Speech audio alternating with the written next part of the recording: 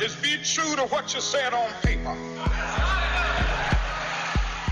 I wish that I could freely dream and be judged from within, hunted by a power that cannot see past my skin.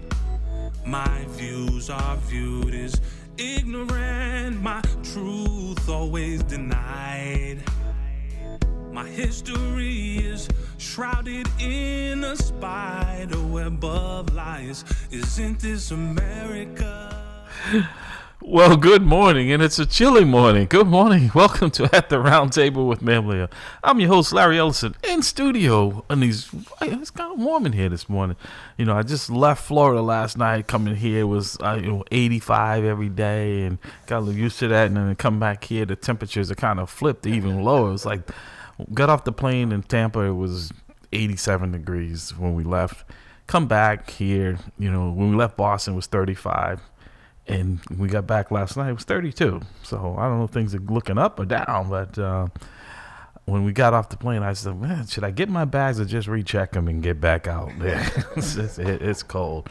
Again, you listen at the Round Table with MAMLEO. I'm the host, Larry Ellison, in studio. The Rhodes Scholar is on his way. He'll be here shortly. I hope he has his permission slip.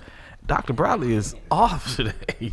He is taking a well-deserved day off. He's got family in town for the holiday, so he won't be with us, but he'll be back in studio next week. But we have Pastor Hobbs, as usual, here. Good morning, sir. How are you? Good morning. I'm well. By the He's grace over there of God. multitasking. Yes, trying my best, bro. He's an aficionado, man. He's like the conductor over there, right? Pushing all these buttons. tried. I think he's going to eject me out of the seat one day. I get worried when he stopped listening. What you say? Never. But, yeah, so they said, it's the holidays are among us. Yeah. It's already, Thanksgiving. Everybody's eating leftovers and full. I told them, the Black Friday. I said, but Black Friday should be us not spending our money. That's my opinion on this Black Friday. I didn't spend a dime, no more than I had to get my family home. But if you want to give us a call here, 617-282-0685 is the number. 617-282-0685 is the number. Also, we want to say, Boston Praise Radio and TV will be sponsoring Praise is What We Do telethon Sunday, November 30th. That's tomorrow, folks. 2025 at 4 p.m. Is it 4 p.m. until, or is there a closing time though? 4 p.m. to, I think 6. 4 to 6. Okay. Well, just come at 4 and stay as long until they put you out, right? Heard exclusively on WWW, Boston Praise Radio and TV, the same station you're listening to right now. Again, that's the Boston Praise Radio and TV. Praise is What We Do telethon will be taking place tomorrow here at the church. It's going to be at the church, or is it? It's going to be here in the radio station. Okay, at the Literally station. in the studio. In the studio here, right here, where we are currently broadcasting from. Again, that's at WBPG-LP 102.9 on your FM dial-in, on all your social media platforms as well. It'll be streaming live on Facebook and all of those avenues as well. So, folks, it's a worthwhile cause. You want to continue to enjoy this type of and not say entertainment, information, to build a nation also. But also on our guest is in studio. We're going to get to him, but also want to remind folks there is going to be a fundraiser to benefit autism, an autism fundraiser, December 14th at 750 Dudley Street from 1 to 5 p.m. Bring a gift to sponsor a child with a disability. There's going to be food. It always gets our folks out. Music by DJ Fat Boy. I guess a lot of people qualify for that name after the Thanksgiving. So people coming in, are you Fat Boy? So I don't know, Danny. That might have been the wrong time to be using it. Raffles and drinks. So again, that's December 14th, 750 Dudley Street from 1 to 5 p.m. Bring a gift to sponsor a child with disability, a worthwhile cause. I tell you, autism, I don't know a family that's not affected by it. And so we're going to talk a little bit more about that with our guest and all the other things that he's doing and inspiring today's adults. Danny Santana, we're going to get to him in a second. But again, folks, if you can come out and support the worthwhile cause, like I said, bring a gift to sponsor a child with a disability. I know it makes a difference. Also, want to say a hearty good morning to my brother, another Mr. Harry Scales Right. He said already out there. I didn't even realize. I said, yeah, we must spend our money at black-owned businesses. I totally agree with that sentiment. Absolutely. Exactly. We definitely need to do that. So good morning, Harry. I'm hoping things are well for you and the family. Good morning to Brother T. Michael. Good morning to Mr. and Mrs. Harry Scales one more time. Good morning, Brother Jamal, Brother Ditka, and Brother Cliff. Good morning to our Sister Michelle. I haven't heard from a while. And good morning, Helen. How are you? We've got you on the list now. I want to make sure, because she always calls in with some interesting conversations and topics. So appreciate that as well.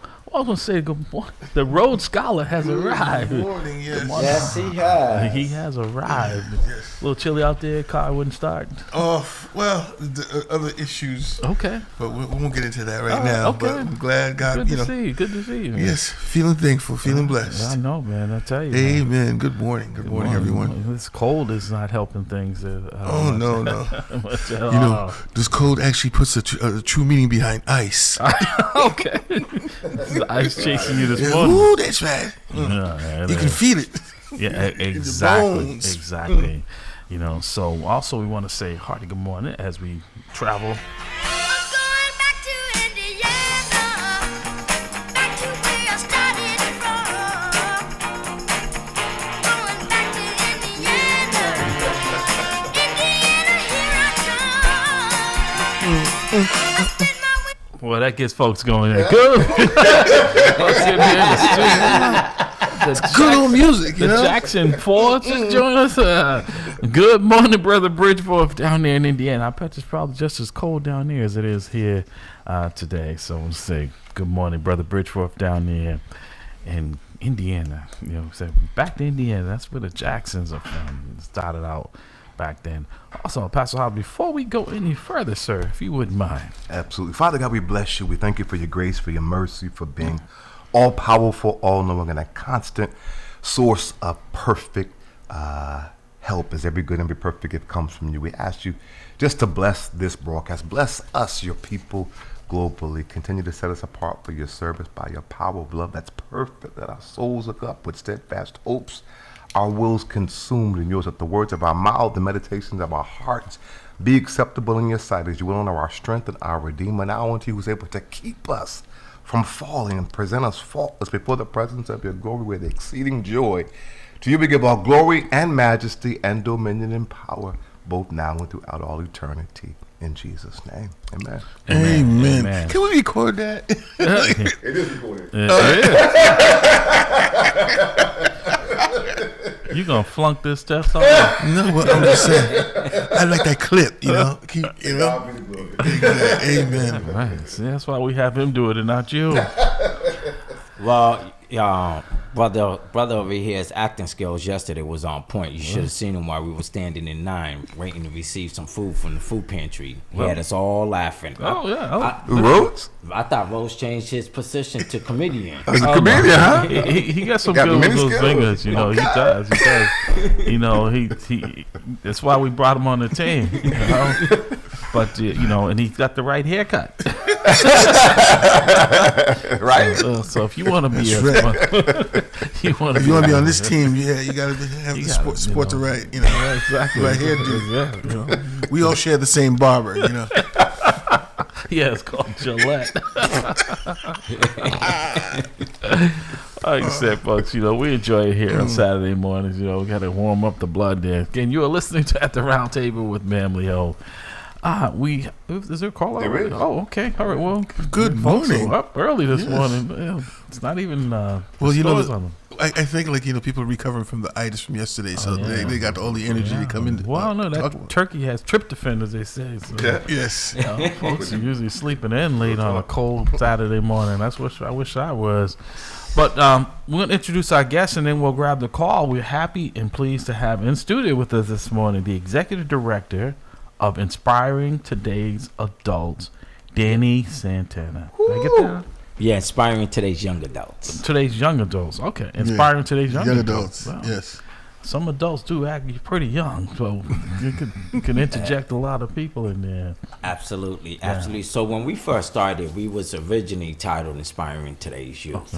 But when I was putting in for certain grants, a lot of the funders were like, well, if you're inspiring today's youth, what are you doing working with returning citizens and adults? And I told them, well, we don't just work with the youth. Right. We work with a large population, 14 to 24. Okay. So I had to change my title from inspiring today's youth to inspiring today's young adults. Okay. So that when I put in for certain grants, it didn't, the title of the nonprofit didn't confuse them. They were spending more time questioning the title instead of what the mission was. Right. They get lost in the sauce, as they say. Let's grab this call right quick before we get back to Danny. Good morning, caller. Welcome to this chilly Saturday morning here, live in studio at the Round Table with MAMLEO. Peace. Good morning. It's Jamal. How you doing, Peace? Good morning, brother Jamal. Yes. So I called this earlier because I've been waiting for you, Larry. Boy, Okay. oh, my aching back. Oh, now you appreciate me even more, don't you, brother? And it's funny because you know how sometimes it happens. Yeah. We never know what we going to get Exactly. when we get there. Right. So, of course, when you out of town, we got two of the biggest loads ever. Wow. And the mother load. You're right, because last weekend it wasn't that bad, and it was light. But I kind of figured because usually the holidays there's a lot of stuff they're transitioning out because it's Thanksgiving stuff. So, Yes. Well, and no turkeys, but Right. a lot of the usual thing. And Yeah. da-da-da-da. But then here was the other kicker. Then I get a call. You know how we get the call sometimes out the blue. Yeah. I got a call for Wednesday night before Thanksgiving, Oh wow. Okay. and you come pick up at 7 p.m. Wow. Okay. And that's my bedtime. Right. Right. So- right. I went out there, did that, brother. I have to, and this is really why I called, because I almost sat in my house in tears because for the first time since I started doing this thing in November 11th of 2011, 11/11/11, Okay. right? This is the first time, brother, that we have food that has to go in the trash now. Wow. Wow. Okay? Because as you know, when we get what we get, I got rid of the majority of the stuff, right? But a lot of the leftover, the excess was like the sandwiches, Right. and the salads, and a lot of those salads have chicken in it, Right. and all that type of stuff, right? Right. Yeah. So can't give that out, Right. you know, Expiration date, right. a day later and $1 short, Right. you know what I mean? Right. Yeah. So a lot of that stuff, unfortunately, and what I realized too with Boston, and as soon as Monday happens, I'm going to call city administration, the mayor, and all this type of thing, because there has to be a better way. Like I went to 3 shelters that night, and I was turned away from because they wouldn't accept the food. Yes, because they're afraid of being sued. Yeah. Bang bang. Yeah. Okay. Yeah. So Rosie's Place, Pine Street Inn, and these are places I used to hit up for years. Yeah. Because that was always like, well, if I know anywhere, you know what I mean. I know that Pine Street Inn and Rosie's Place always got some people. And they both turned me away, and then they both recommended me to hit up the shelter that's right there on Mass and Cass. The something house. I forget what it is, but The it's Mullins? literally that. What is it? The Morelands. Yeah. The Which right mall? there. So I went there, and they turned me down too. Oh, yeah. I was like, whoa. I was out that night till 11 o'clock at night, and then that's the other thing too, because a lot of these shelters, the ones I went to that we always service, you should have seen the women looking out the window like, who is this at my door at 9:30 in the night? Right. You know what I mean? Huh? Like, hey, it's me, the food guy. You know what I mean? No.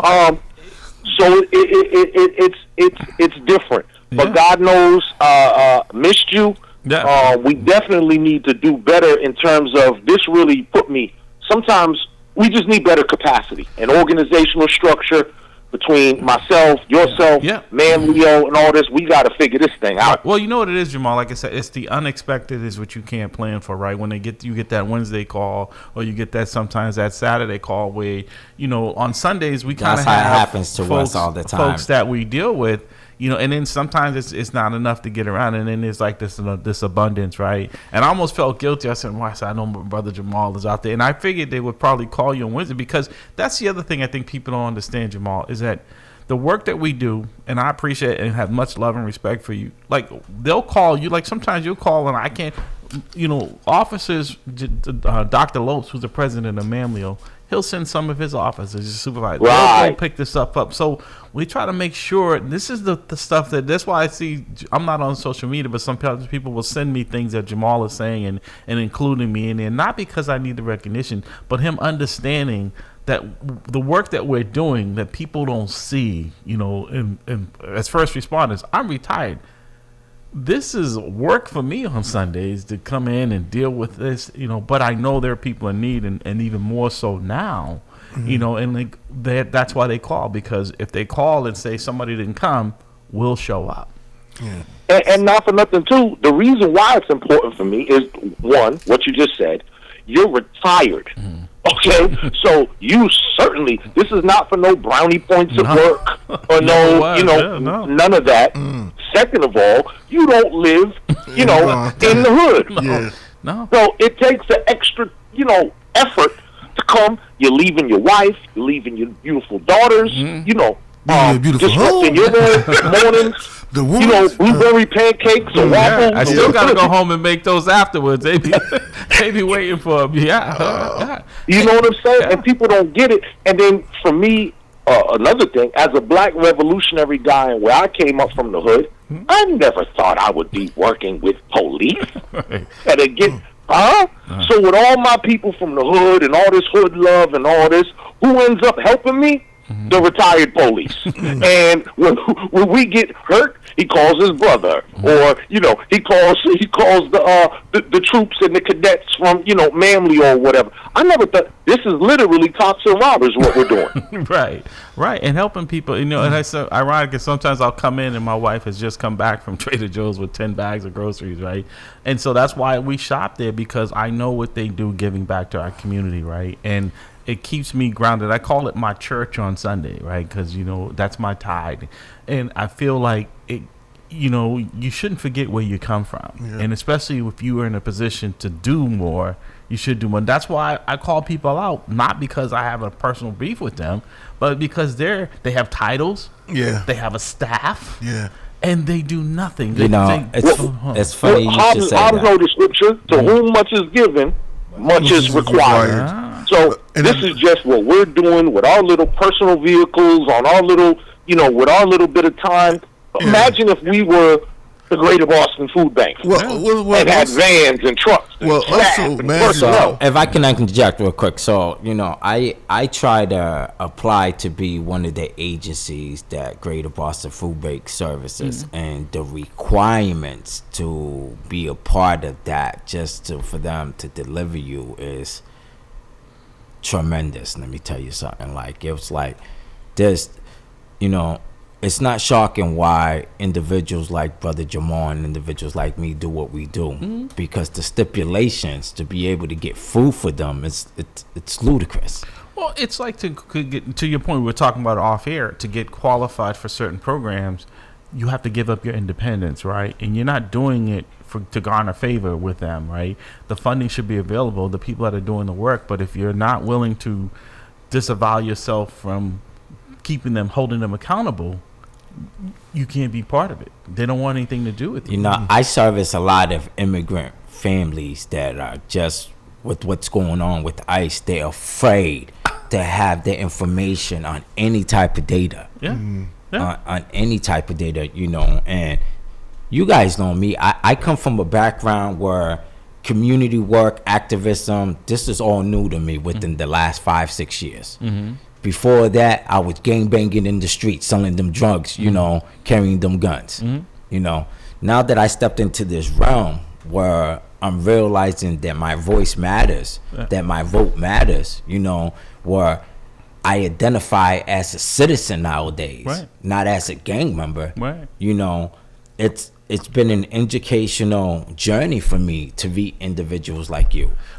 6 years ago, I would have never been sitting here having a conversation with the cop, or sitting in a task meeting with a bunch of cops, because people that live that lifestyle look down on that type of stuff. And even Brother Jamal, I follow him very intently, because he writes very educated, and he's one of the smartest brothers I know. And some, even though some of the things that he comments on I don't understand, but I'm always writing something with this brother clarifies it. You know what I'm saying? And that's why I respect this brother Jamal. You know, because we are uneducated in the community. You know, there's a lot of us that are quick to perish from the lack of knowledge. There's a lot of us that are quick to be opinionated and to make a statement of an opinionated that holds no value. Well, I think a lot of times to that point, Danny, and I appreciate what both of you are saying, because we're quick to judge, right? And that's why I told my job, even before I retired as a police officer, it was never to hand out discipline, right? It was, these are the laws. If you broke the law and it felt in the realm, right? But it didn't mean that we now become mortal enemies, right? Jamal and I met a long time ago at MAMLEO because there was an issue with them wanting to run in and out of people's houses with parents. I'm like, this is crazy. This is violating people's rights. You can't just say, well, we're going to just concede all of our rights because we have a problem. There's a way of doing this in a way that's respectful, but also lawful and legal. And I think that we need to build these type of relationships because people need to see that, look, I was not born a police officer, right? I grew up in the neighborhood, and I don't forget that. And when I retired, guess what? All of that police power went back. I am still the same person. And so it's about building relationships. Like my brother Rhodes here, you know, I met him and, you know, say, hey, I get it. You know, we have this division that we put amongst ourselves. We were talking about off here, you know, Hispanics, Haitian. I'm like, and what happens? The other side is taking advantage of that while we're fighting over nothing in most cases, right? It's identity politics. I'm like, what are we fighting about here? You know, because to your point, there's a lot of Haitian families and churches that I visit on Sundays because I met Brother Rhodes. These families are terrified to go to the grocery store. Yeah. Because they think ICE is going to be waiting. Yeah. And this is a lifeline for them. So that's what gets me motivated. Say, you know what? Because, man, there's mornings like today, I'm like, oh, my God, going in to do the show or getting up out there and going over there and doing that work. But it's God's work. It's God's work. But also, go ahead, Jamal. I was just saying, not for nothing, too. Some of these places, you know, situations all across the world are different than others. Mm-hmm. You know, so if you're a Haitian and you're facing deportation back to Haiti, that's a different pill to swallow than you going to, I don't know, Brazil. Right. Let's say. Certain countries are more stable than others. There's certain levels of turmoil and, you know, infighting and all this type of stuff. So across the board, I think that here in Boston particularly, because we have so many different immigrant communities, you know, I saw something online. Somebody said, you know, deport them to Puerto Rico. It's like, you dummy. Right. You know what I mean? Puerto Rico's not a separate country, part of the United States, but right, as like Donald Trump thinks. Right. You know what I mean? But see, a lot of these people wouldn't know a Puerto Rican from a Dominican, from a Honduran, from a Guatemalan, from a Haitian, from a, you know. So we're dealing with such a low vibrational and just informed populace now that, you know, it's easy to put in this whole thing like, we got to take care of us. Right. Well, who's us? We got to define us. Well, that's the whole divide and conquer technique or maneuver strategy, whatever you want. They've always used it and they keep using it. And I've seen like a little cartoon where a king is on top of his looking down at all the people protesting, and there are people holding torches and there are people holding pitchforks, and his consultant says to him, the king says, what are we going to do about all those people coming here? So the whole mass of people are against the king, and the guy says, all you have to do is convince the people with the pitchforks that the people with torches are going to try to take their pitchforks away, and that's all they literally do. And it's I tell people the most dangerous thing, like when I was president of MAMLEO, and I started seeing all of these other organizations popping up, the Cape Verdean, the Hispanic. I said, look, understand that this is a tree. MAMLEO is the tree, and these are branches. Yes. Don't let them divide you thinking this is somehow, because I'm like, you don't need to reinvent the wheel. And that division is what has killed us for the longest time. Jamal, stay on the line because I want to pivot a little bit. I want to get more into Danny, your program. Actually, I was going to say the opposite. I'm going to hang up. Okay. And let y'all do because I done sucked up some things. No. I appreciate it, brother. And I will. If you can feel free to call back, and we will. Definitely. And we appreciate the work that you do, my brother. Absolutely. And let me just interject this. I hope that whether it's in this hour or the second hour, that y'all do get into some of the things with Boston Praise Radio, because now that's been released in the news about, antenna gates. And, the scam that was almost perpetrated right there where you at. You know what I mean? Right. Well, to that, there's a fundraiser tomorrow, and I can tell them, see, Jamal, I tell people, this type of conversation, if we could get it funded so we can have this conversation during the week, not just on Saturday morning, Yeah, and like he says, it's like all operating in silos. If we can get together to communicate and unite, we'll realize that we're all working on the same issue. It is, and I think, to Jamal's credit, I appreciate what he's saying, because I think, I understood the work that he was doing when he and asked MAMLEO to be part of that. It was a no-brainer, but also it built that relationship, right, to where we're I mean, Jamal is my brother in every aspect. We work together, and this is how the community should work, right? It's not us against them. Even if, because I was doing this before I retired, it should never be. And it's okay to have a difference of opinion. It's okay to be uneducated on certain topics, and to let another brother that knows more about that topic educate you without you having to let the pride of ego step in like, hold on, he's disrespecting. No, he's not disrespecting you. He's you. Educating you, my brother. Absolutely. And people in society have the tendency of taking things personal instead of taking it for what it is, that it's a nightmare. Every day is a learning experience. Jamal, thank you, brother. I'm going to go and just, Rhodes, keep the hat on, because the glare was crazy on the internet. That's why I didn't take mine off. All right, I hope you like the message. Appreciate you. Yeah. So, Danny, again, you're listening to At the Round Table with MAMLEO. In studios, I guess, Danny Santana, the executive director. Danny, you're going to give it the correct. Inspiring today's young adults. Inspiring today's young adults. It's a nonprofit that you started, and I think people don't understand nonprofit. There's a lot of work. MAMLEO is a nonprofit, because there's a lot of rules you find out, right, that are involved. And you alluded to some of the things, right, trying to get funding, trying to do the work, and a lot of times, the blowback comes from the people who claim that these are the type of programs they want to see, and that they want you to be out there helping, and crickets, right? You don't get much help from them. Matter of fact, they're the ones who get in the way, because a lot of it is about control. And for you, because MAMLEO is fortunate that we have the support of our financial support of our membership that can keep us with that independence. And if you want to be independent, it's very difficult when you need the funding. And I told them, look, it's not their money; it's the taxpayers' money.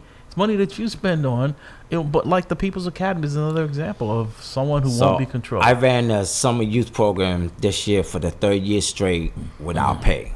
Where everybody else that was under me received some form of payment, from my junior leaders to the kids, except for me and my wife. We didn't get a salary. we didn't get a payment, and people are so quick to call me for me to advocate for other people's to do certain things, and they don't realize I don't get paid for my time. All these task force meetings that I go to, all these community meetings that I go to, everybody else is on the clock to be there. ITY is not on any clock to be there, but we still show up. We still show out. I had the pleasure of Thanksgiving, with the assistance of the Boston Bengals, with the coach of Boston Bengals, Domingo De Rosas, and and ITY volunteers who are committed to the mission. We fed 300 homeless people on Thanksgiving, brother. Wow. I was able to get a facility inside where about 60, 70 of them came in to eat. And the rest of the food, that food didn't go to waste. No, we packed up about a good 100 and something, like 200 plates or more. And it had like about 13 big boxes full of plates. And like you said, I stopped at Rosie's, I stopped at Pine Street. They didn't want to take the food in. Okay. So you know what they was doing? They was calling them out to come grab and eating outside because they couldn't bring the food in. Right. There's a liability. That's the saying. We've gotten so happy, right, that organizations that would normally accept this and embrace it, someone said, hey, you know what? If I got sick, we'll blame it on that. So now the people who suffer because, like you said, that food. So the food, I didn't throw away no food. Let me tell you something. Whatever food I couldn't get rid of to the homeless, I was stopping at the train stations to families that needed to take food home. If I tell you the number of mothers that came up, oh, can I take a couple plates home to the kids? Man, you could take as many plates as you want. I'm trying to get rid of them. How many plates do you need? Right. Yeah. I stopped at Forest Hills, Phil's Corner, Ashmont, Jackson Square, Ruggles. I got rid of everything. There was not a plate that I ended up throwing out. So, again, you listened at the round table with MAMLEO. The calling number here is 617-282-0685, 617-282-0685. In studios, I guess, Danny Santana. Danny, I want to unpack what you just said because I think sometimes, we kind of become you do it all year round, folks like yourself, Jamal, MAMLEO, Rhodes, Pastor Hobbs, the church had a huge Thanksgiving event and we were happy to be able to work with them to get turkeys to them and stuff. But there is a need year round. And I guess what kind of, in some ways it frustrates me, right? Because what you're trying to do is uplift people. You're trying to get people trained, people who've been formerly incarcerated, right? Transitioning back, right? Trying to break down some of those barriers, right? So that they're not standing in food lines, so they can stand in line at the grocery store, so they can stand in line, to pay their light bill on their home, right, or their apartment. This should not, in a country with the wealth of this country, people should not go hungry. People should not be sleeping on the streets. People should be educated. People right? are too full of pride to go to a food pantry and ask for a bag of food. Let me tell you something. I fed all those people for Thanksgiving and everything, and all the food that I got out, I gave out, right? But I forgot to save some for my own household, right? Yesterday, I was standing in line at the food pantry in Mattapan where Brother Rose was distributing food with Brother Asan Reed to go get me some food for my household. Wow. In the brick code. Wow. Because I got so consumed with making sure that everybody else had something to eat for Thanksgiving that I didn't think about keeping a little bit of that food for myself in the house. Wow. And I myself had to go to different partnering pantries to get food for the house because people seem to forget that we don't get paid. I don't get paid for the work that I do, and I'm not just a talker. I could show you better than I can tell you. And I say it all the time. I really, really do for my community in all aspects. I don't run a food pantry all year round because I don't have the funding and the staff and the capability to do it. So I have to do it seasonal. My food pantry, starts from January to June at the train stations to feed the youth, because this is how we have seen a 62% decrease in youth violence at the Ashmont train station. Danny, that's a huge commitment. This is why, for me, why I'm listening to you, it should be even more people who are in a position like myself out there every day trying to help, because like they said, who much is given, much is expected. I don't go to church, but I was raised in a household where I saw when my mom needed help. My dad was not around, 7 kids, the neighbors. It was that village environment, and I never forgot that, because there were days where I would have went hungry had it not been for our neighbors and relatives, that community. So sometimes we forget, and I think a lot of it sometimes is because we don't want people to know that we weren't in where we are right now, right? It's this false image, right? And I told people I'm proud of where I came from because it made me the man that I am today.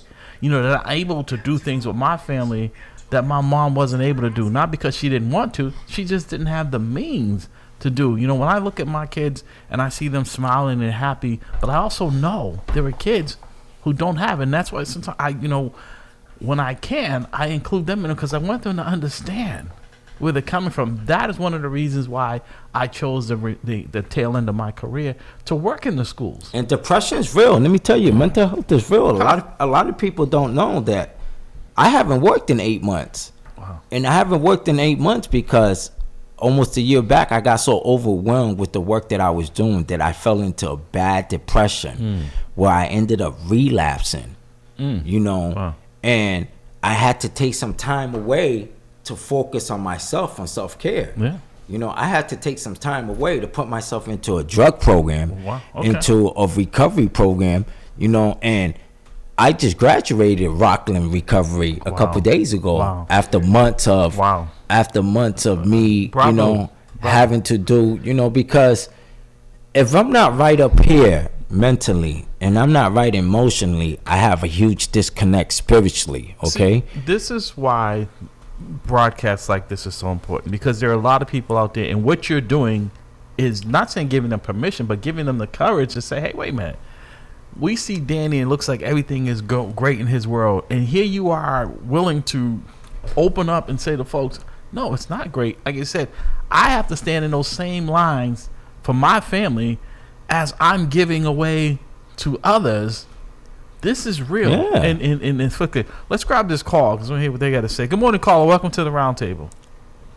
Good morning, Brother Larry, Brother Santana, and Brother Rhodes. I am very encouraged to hear this broadcast this morning, and I had to call in with encouragement. And I want to start with a verse from the Bible. Galatians 6:9 says, "Let us not lose heart in doing good, for in due time we will reap if we do not grow weary."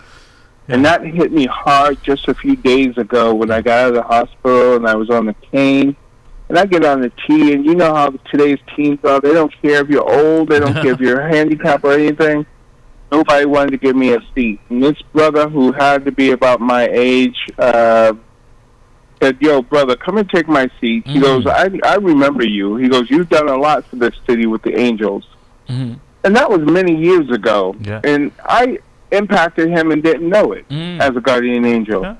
So like that verse says, you don't know when you bear the fruit or stuff, but sometimes when you start to grow weary, God will show you some people or put somebody in your path that will say, "Hey, thank you for doing what you're doing." Right. So I'm calling in to tell you all thank you for what you're doing. Well, stand by, because Yes. I want to get Danny's response to that, because I think it's important for him to hear, like you said, because you're reaching people. Because you called in a couple of weeks ago, and then you say, "Hey, I listen quite regular," and there are people who listen. This is why. But wait a minute, this is the MAMLEO show. This is law enforcement, right? And we're talking raw emotions. We're talking about feelings here that people. Yeah, what we're talking about is reality. Yes. That it doesn't matter whether you're wearing a badge, it doesn't matter what walk of life you're coming for. This is about being humanity here. The reality is that we're living in some very stressful and unsure times. Yeah. Okay, people are talking all kinds of ludicrous about this revolution, that revolution, this civil war. Like the guy, the orange man in the throne, is caused a division. Okay, and instead of people fighting each other, this should be the moments, the times where we're coming together. Right.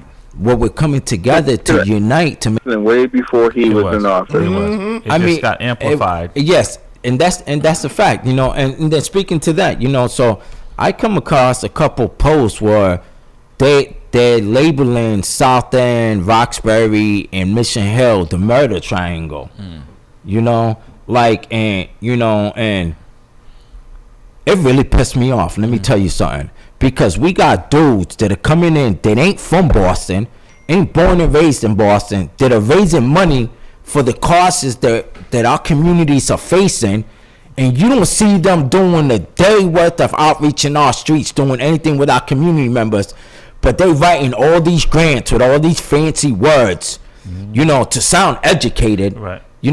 But brother, when have you ever been in any of one of my hoods in Roxbury, Jamaica Plain, South End, Hyde Park, given to the community. So, Danny, I hear your passion. It's coming across. I want to ask you, channel that and explain to folks, because listening to you, you said, look, we're human. You had a relapse. How did you not give up? What would you say to folks out there? Because clearly something got you back, where you were willing and able to reach out. I was blessed with a good woman, Larry. Okay. I was blessed with a good backbone that didn't allow me to throw in the white towel and to give up. To give up on myself. It's tough. Because let me tell you something. There was many times that I said, you know what? F-I-T-Y, I'm done with this. You know what? Like, I spent all my life savings on this. All the money that I work for goes into this. I don't get nothing back in return. Why am I doing this? I think that's the. But then I get that call at 11 o'clock, 12 o'clock, 1 o'clock from one of my youths that I work with, crying, telling me, "I need you, Danny. I got nobody else but you. If it wasn't for your program, I'd be one of them residents on Methadone round. If it wasn't for your program, I'd be in jail right now." Yeah. Or the mothers. Can I add something real quick? Good. So I need you to hear me very well when I say this. I said, I'm going to tell you that people have the right to give up on us. No matter what we do, people have the right. That's their right to give up on us. But we have no right to give up on ourselves. Amen on that, Right. brother. We have no right to do that. I totally agree, and to your point, and I'm not experiencing a lot of what you guys are, because I know Eric. We went to school together. I've known him for a long time. I got to meet Danny. I'm proud to call him a friend, but I understand that people are going through some tough times. That's why, for me, it was always trying to leave people with the dignity, right, and not understanding their situation. Not why I may have been called to the scene, because, like you said, I don't know what led up to it, and I'm supposed to fix it in 20 minutes and get back out to the next problem. And AA, the first 3 steps to AA is 1, to accept your powerless, right? 2, to accept that you need a higher power, right? And 3, to let your higher power battle whatever battles you can't battle yourself, right? I can't, he can't, so I'll let him, right? And when you ask me what was one of the things that helped me, was getting a reconnection to my God. Okay. Because for a while I had gotten disconnected. Okay. Wow. And when you're disconnected to your higher power, The demons. it's easy for the demons and the devil to be having that voice that you're listening to and you're paying attention to. You know what I'm saying? Because I ended up relapsing because I was disconnected to him.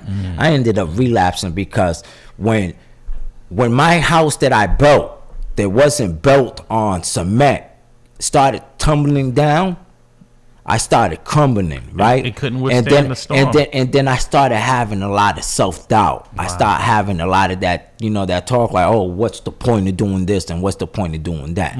Okay, so when that talk starts, you start acting different. You start moving Danny, different. So it sounds like in some ways there's that internal blame that you blame yourself, right? You feel like you failed, right? And that you're not getting the support. Because I've been there.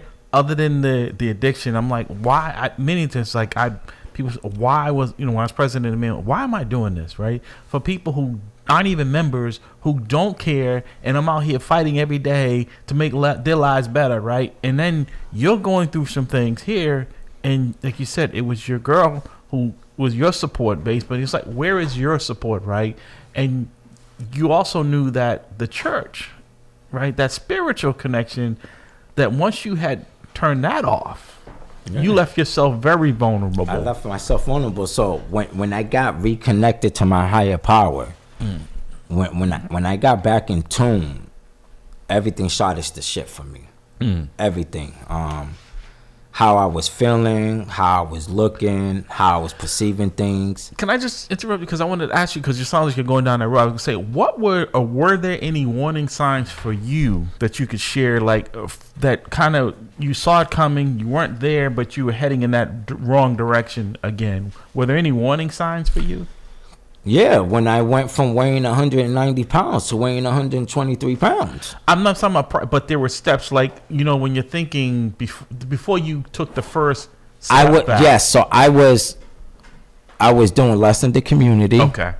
I was less active as I usually am. Okay. Mm-hmm. You really wasn't seeing me in tuned in a lot of the community meetings that you would usually see me at. Yeah. Okay.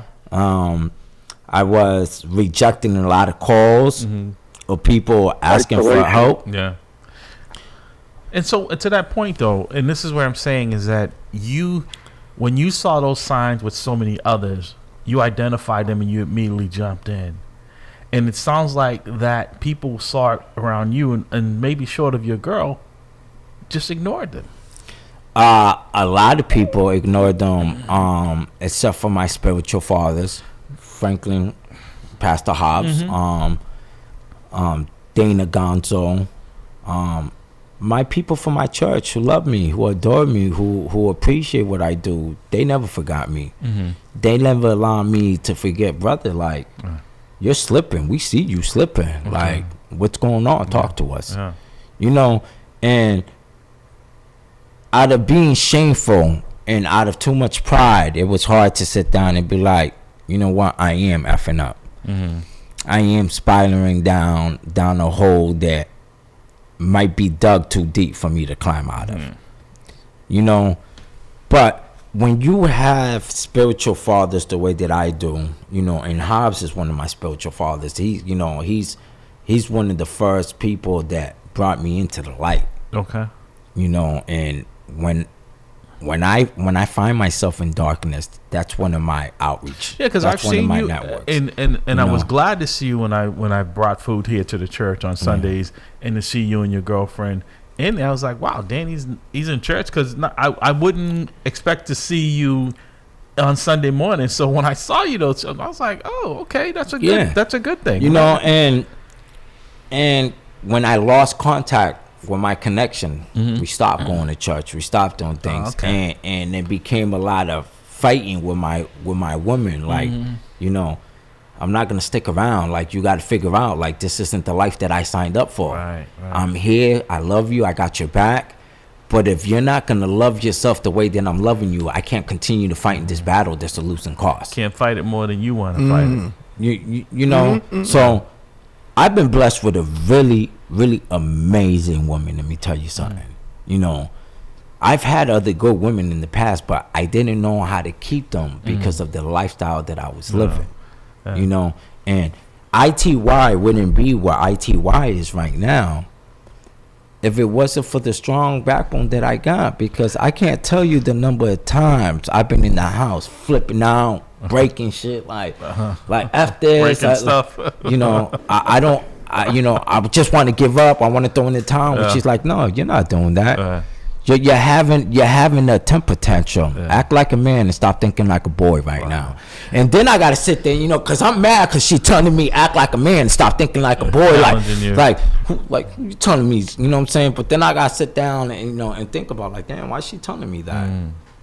Why is she telling me act like a man and stop thinking like a boy? She's seeing something that you don't see, and that's important. Eric, anything before we let you go? I just want to leave with a last bit of advice. And you talked about your spiritual father and stuff like that, but even mentors need mentors. But having a mentor is not going to do anything if you don't actually listen to them. I'll leave with that. No, that's powerful. You know, it and that's what it said. It takes that village. You know, I mean, I feel more free now than when I would actually. From the restraints, because when you're working for the city, they tell you sometimes, you know, while you're on the clock, even off the clock, there are rules put in place, so you can't be as honest. Not saying you're lying to people, but you can't tell them because it's a violation, right, of what is going on, what's wrong. And it sounds like, you know, you've had some impediments, some obstacles in your way, and you were fortunate to have a good person in your life who was there close enough, right, to tell you not what you want to hear, you know, what I you needed to hear. Exactly. You know, and you know, there's been some moments where I'd be angry and frustrated, like, you know, like the nerve of this woman. And then I got to sit down and really think, like, Well, I say that who's got my back Well, the I way think- that she has. Well, that's the thing You is, know? and that's why I said, Danny, and I think, you know, if you take that and analyze it compared to the same people who saw the same thing and said nothing, right? Was that really love, right? Because they're like, well, you know, I want to get into it with him, right? If I tell Danny something, you know, and then, you know, she was willing because she loved you, didn't want to lose you, right? And didn't want you to lose yourself. She was willing to say, you know what? If this destroys our relationship, and if it gets him back on track, it was worth it. It's not what I want, but it was worth it because him being in this space, he's not in a good space. He's just going to spiral out. And if I'm not willing to, clearly these other folks are seeing the same thing I'm seeing. Do they love him enough to call him out? Correct. That's tough. That's a tough call because even sometimes our loved ones, it's the safest thing and the easiest thing is to say nothing. To be silent, right? You don't even have to read them the Miranda. You have the right to remain silent. They do it anyways because they don't want to get into it. But that's the real love. That's the tough love. You know, that's why I always have to tell Rhodes, you know, speak up, brother. Yeah, say what You want know, to say. he does say that all the time. No, but I definitely appreciate you coming in and sharing with us in regards to that. And that's the thing that I think the community doesn't talk a lot about is about mental health and the spiritual connection that, you know, you need sometimes that you have to like believe in a higher power instead of yourself. But one of the things that, again, that you'd mentioned is the fact that, you know, as someone that works in the community that gives back and everything, like, if you're not right, you know, how can you expect to be continuing to help the community and stuff? And the idea of like continually doing the work and not receiving or not getting the rewards, but understanding that, you know, the accolades or whatever, other people getting the recognition. But again, you know, you're being grounded and you're being humble and you're staying and still doing the work. And I commend you for doing that. And it's unfortunate, a lot of people that do come into the community, it's like they're not about the work, they're about the way it looks for them. It's all about accolades for the majority of them. But you know what? We're not going to spend too much time. There's only a couple I was minutes. gonna say, what's next for ITY? So what's next for ITY? My next two events is December 4th at Brax in Brockton. Anybody who goes in December 4th in Brax and Brockton with a copy of the coupon that's on my Facebook, 20% of their bill will go towards helping ITY with our autism fundraiser. Okay. So if you're in the Brockton area on December 4th and you want to stop in and What dine time in, and what's the location? And what's all day. Oh, okay. I can't remember the location Okay, we'll pull offhand. it up and we'll put it out there for you. Yeah, but if you go onto my Facebook under Danny Santana or ityouth.org, you'll find the coupon. Right, all you got to do, you can show it electronically or print it out and go in on December 4th to Brax in Brockton. Okay. And 20% of your Bill. or whatever of your bill is going to go towards helping us with this fundraiser. Well, Danny, let me just say, because we got a few minutes, I just want to thank you for coming on and really the raw emotion that you've exhibited, because I know there are people out there who this is helping. It's helping me, and I'm not in that dark space, right, that you were in. So this is why the collaboration. This is why clearly you're comfortable with us, right, that this is not a confession. That you know we're able to say, hey, okay. No, I've overcome that journey. You know, I'm in a state mentally, emotionally, and spiritually where I'm stronger than ever right now. That's and good. you can say whatever you want about me. You know, Right. as long as you ain't putting your hands on me, you ain't gonna see that side of me. Okay. I could care less what everybody's saying about Right. me because nobody's doing the type of work that I'm truly doing in the community. No, and it's work. And that's the thing that people don't understand. It is not, you know, you don't get a day off. You know, the holidays don't dictate. Yeah. You know, the time of night doesn't dictate. You know, you're almost in the same schedule as law enforcement. It's 24/7, 365 days. I had a guy one time, he said, we sometimes doze, but we never close. That's right. That's true. That is very That's true. right. So my next fundraiser that I want to talk about is my ITY Yep, that's autism fundraiser happening December 14th At 750 Dudley Street from 1 to 5 p.m. to 1 to 5 p.m. And So bring you a know, gift to sponsor a child. listen, with I'd rather disability. people bring in donations of gifts than donations of money. And I would say, folks, also in that regard, though, and maybe Danny, I'm out of line here, but I would say if you can bring a gift card, right? Because sometimes that's more relevant for the family. Because if you bring a gift, it might not be appropriate for that individual. But a gift card and passing that along to the family, then they can go out and get them. Maybe so I have 180 families with children with autism, and we have 200 youths of the demographic that I service. Yeah. From 13 to 19 that need gift cards. And let me tell you, in autism, it doesn't just affect a certain population. Everyone. I know folks who are from some of the richest to some of it affects everyone. So everyone should care about this, because when you see young people and they're growing older in age, but their mind is trapped, and their family has to deal with that. This is a lifetime commitment for someone. Look at my nephew. My nephew's 23 years old. I've been his respite worker for the last 17 years. He can't talk. He can't feed himself. He can't dress himself. You know, nobody knows what my sister goes through daily, having to raise a child that's a grown adult, but mentally he's still a child.